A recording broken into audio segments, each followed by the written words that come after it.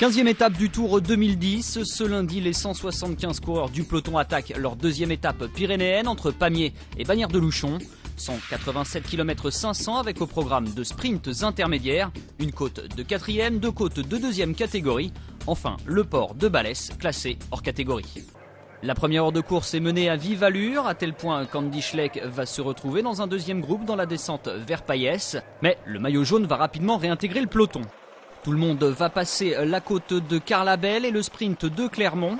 Le peloton est nerveux, mais malgré les tentatives, aucune échappée ne réussit à partir.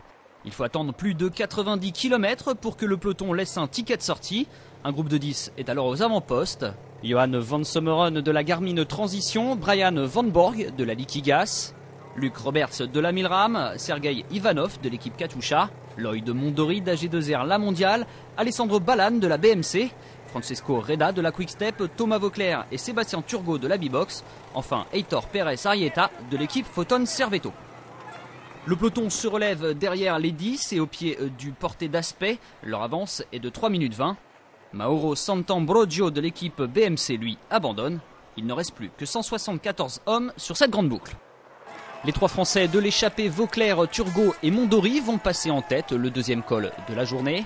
L'écart, lui, s'est creusé et le peloton passe au sommet avec 8 minutes 15 de retard.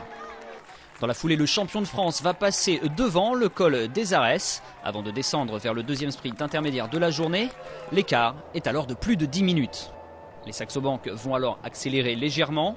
Dans une descente vers Moléon-Barousse, Iban Mayos, Brett Lancaster et Anthony Gélin chutent lourdement. L'Espagnol semble sérieusement touché, mais va se relever et repartir. Dans le port de Balès, le groupe des 10 explose. Thomas Vauclair en profite pour partir seul. Il reste alors 30 km de course.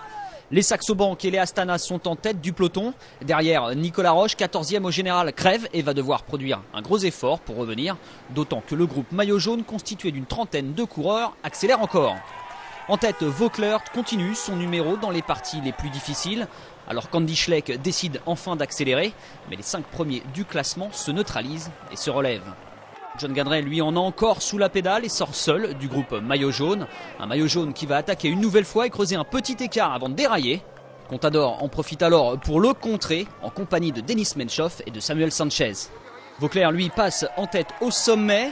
Mais l'important se passe derrière. Schleck revient comme une balle et passe le dernier col 20 secondes derrière le groupe Contador. La descente se fait à tombeau ouvert. Le champion de France file vers la victoire.